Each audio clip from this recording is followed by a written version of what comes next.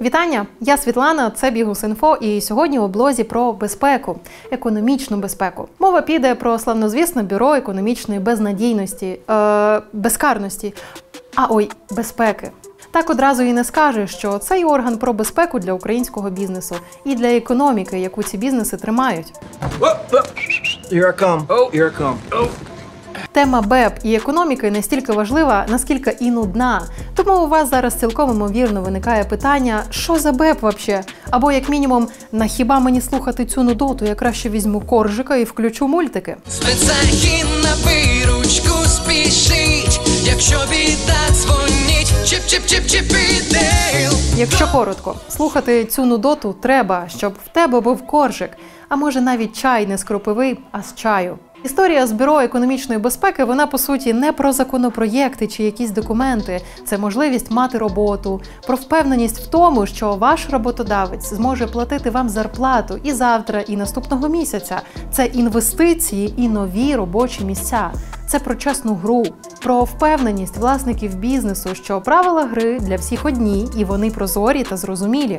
А чим більше працюючого бізнесу, працюючого в білу, тим більше податків в бюджеті. За 2 роки повномасштабної війни Україна втратила чимало бізнесів не лише через російські ракети та шахеди, а й тому, що чимало підприємців переїхали за кордон.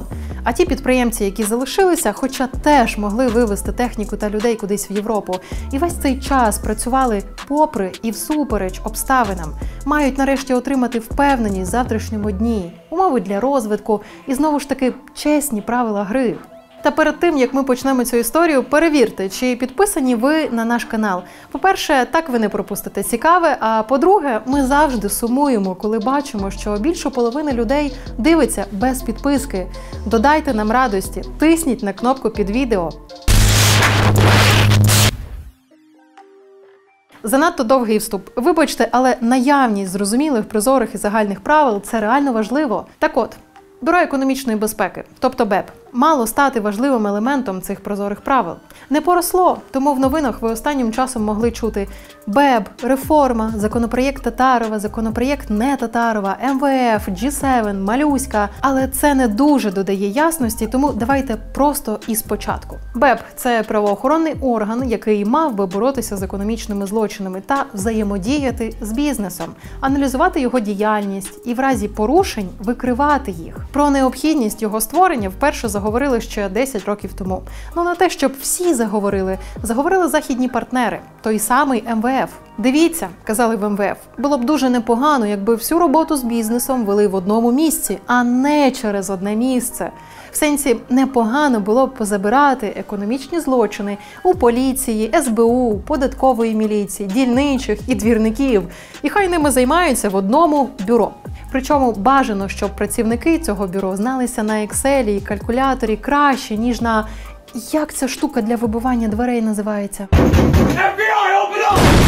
Заразом, може, СБУ і поліція будуть менше сваритись, хто і до якого бізнесмена залітає з обшуками.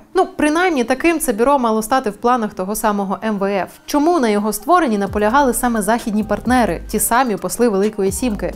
Бо вони, не посли, а країни Великої Сімки вкладають в Україну чимало грошей. І коли результат цих інвестицій непомітний, вони засмучуються. No, God! No, God, please, no! No! Тому умова для подальших траншів від МВФ та G7 – створити нормальний працюючий орган, щоб на бізнес в Україні не тиснув правоохоронний державний апарат, щоб бізнес сплачував податки, щоб ці самі податки йшли до бюджету і так далі. Це, так би мовити, очікування. Причому це очікування десь 5-річної давнини, коли обговорення необхідності бюро стало вже предметним. Так, називали його тоді ще не БЕП, але суть була вже як задумано. В 2019 році необхідність створити БЕП і покращити інвестиційний клімат стала одним із елементів передвиборчої кампанії Володимира Зеленського. На бизнес давят всевозможные органы правоохранительные, которые вообще не должны этим заниматься. Поэтому функции давления на экономику и влияния на бизнес – это есть и в нашей программе. І дійсно, з найкращою риторикою в 2021 році монобільшість «Слуг» проголосувала закон про створення БЕП. БЕП, безперечно, це не про створення додаткового якогось нового органу, який буде споживати кошти бюджету і давати додаткові проблеми для бізнесу. БЕП – це про порядок, який повинен бути один для всіх. БЕП, який мав замінити хаос і гнилу податкову міліцію. І його очолив колишній голова податкової міліції. Тієї самої, яку визнали старою, неефективною, корумпованою, і її терміново треба було замінити на нове бюро, яке заради ефективності очолили людиною з 16-річним старим досвідом. Прям хочу так сказати, що, вибачте, що не ніщий. Вадим Мельник, 16 років податкової міліції, податкової служби та Мінздоху. Якщо ви не знаєте, що таке Мінздох, ура нам! Ми отримали молодіжну аудиторію. Кар'єру Мельник будував ще за Януковича. Потім все його керівництво втекло в Росію, а він залишився. Весь цей час після революції був дотичний до податків, а з 21-го очолив БЕП. До речі, цікавий факт. Про обрання Мельника директором БЕП було відомо ще за місяць до результатів конкурсу. За місяць до результатів конкурсу. Який зараз же план у влади? А план дуже простий. Це провести Мельника, який зараз є керівником Державної фіскальної служби. Це та сама недобита податкова міліція. Коротше, в теорії все було красиво, на практиці теорія вийшла з чату вже на етапі виписаного в законі конкурсного відбору незалежного керівника такого важливого бюро. Разом з Мельником в новостворений орган перейшли й інші фіскали. Власне, більшість співробітників Центрального апарату Державної фіскальної служби України були призначені до Центрального апарату бюро. Нащо було взагалі весь цей двіж починати, якщо це те саме, але в профіль? Незрозуміло. На створення БЕП заклали $500 мільярда гривень. Реально, могли б просто поміняти табличку на ДФС, вклалися б в $100 з таким самим результатом. Окей. Мельник очолював бюро до 23-го, потім звільнився, вже півроку в органа тимчасовий очільник Андрій Пащук, про якого ми, відверто кажучи, нічого такого не знаємо. Але це і не критично важливо. В сенсі, реально проблема БЕП не стільки в прізвищах, скільки в тому, що воно так нічого і не зробило. В сенсі, ніяк глобально не вплинуло на ситуацію і стан бізнесу в Україні. Більше того, станом на літо 23-го року половина економічних проваджень, як і раніше, порушені СБУ і Нацполіцією. Ще більше, 2022-2023 рік, згідно із дослідженням, став піком чорного ринку. Торгівлі пальонкою, безакцизними сигаретами, коротше, всім тим, що і є сферою БЕП. БЕП відкрило 2000 проваджень. До суду дійшло 500. На них 36 вироків, та й то за угодою зі слідством, і аж 1 ув'язнення.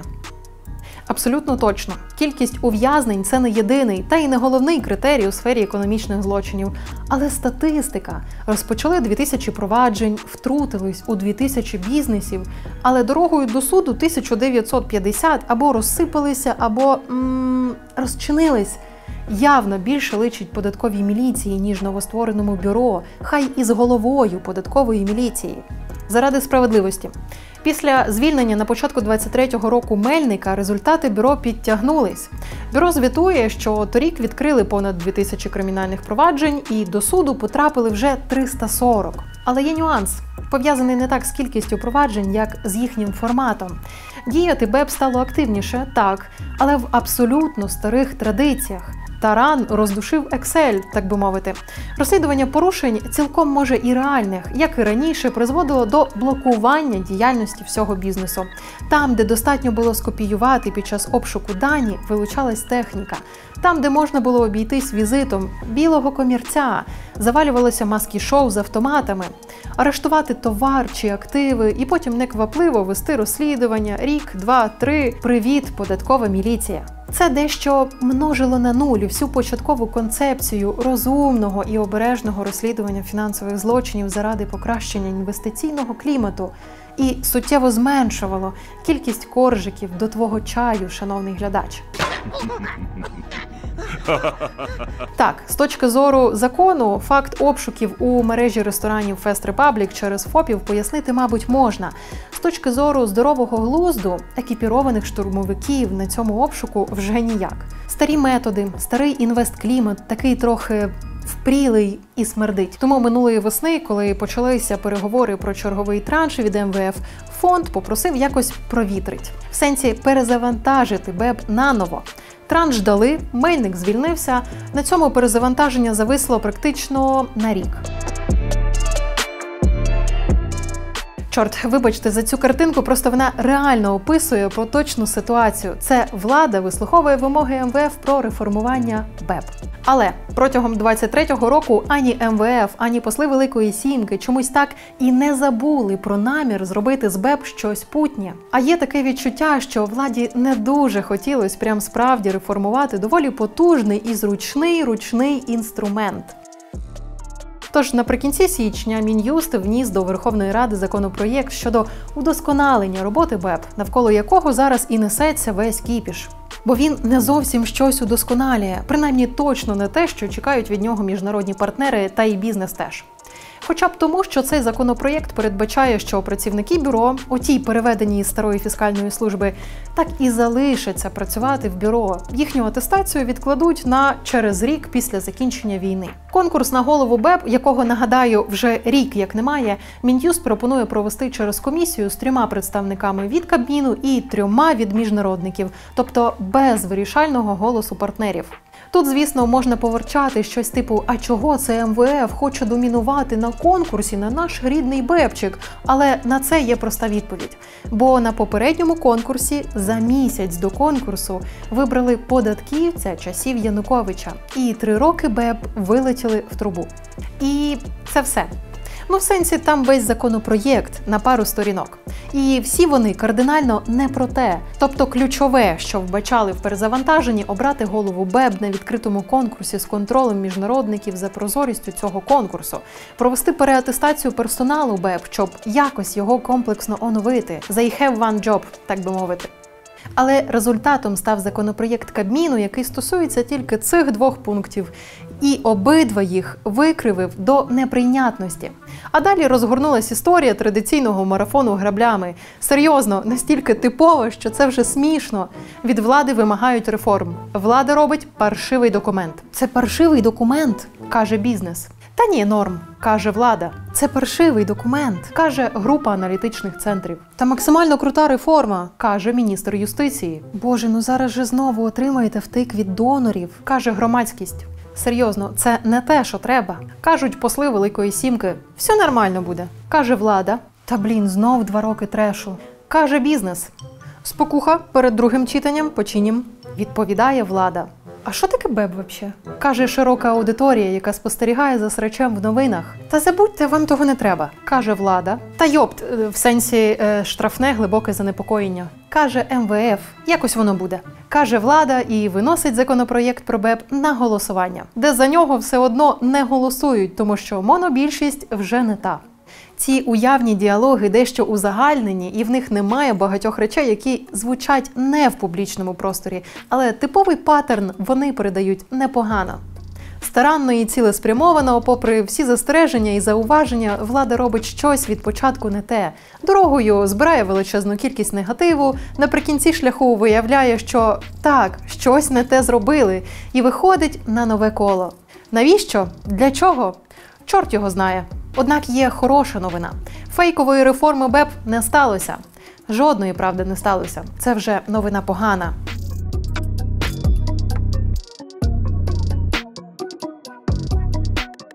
Десь у березні має з'явитися новий допрацьований законопроєкт від Мін'юсту з новою версією перезавантаження. І є якась невеличка вірогідність, що попередні 2 місяці скандалу таки змусять внести в нього необхідні корективи. Або ні. Було б бажання їх вносити, все змінили б ще на першому документ паршивий, яке звучало вже 2 місяці тому. Можна ще додати, що є альтернативний законопроєкт. До нього немає суттєвих претензій ані в бізнесу, ані в міжнародників. Але в те, що Кабмін візьме щось путнє, але не власного виробництва, на фоні того, що вони максимально прямі натяки 2 місяці ігнорували. Який жах? А що, не жах? Жах, я ж кажу, який жах. Так, тут можна було б вчергове поговорити про вплив на всі процеси Татарова, тому що і у БЕБ є куратор від нього, і до реформи, яка є фейком, він причетний. І дуже очевидно, наскільки не хочеться Офісу втрачати безпосередній вплив на орган взаємодії з бізнесом. Нехай нині і кволий, але юридично максимально потужний доїльний апарат.